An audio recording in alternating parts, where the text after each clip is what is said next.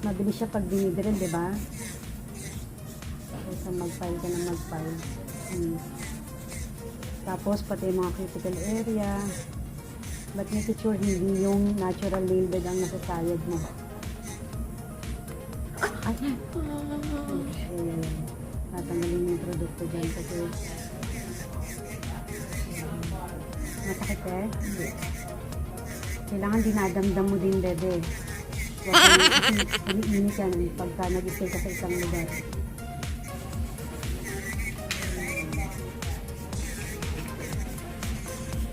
Masakit eh. Relax yan, hinigat ko. Init. Sobra. Kalma.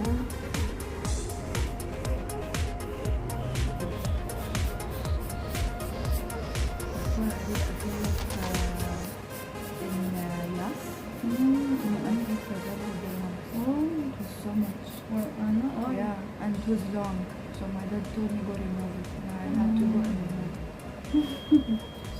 Very expensive. Yeah, it wasn't even nice. It was so. It wasn't professional.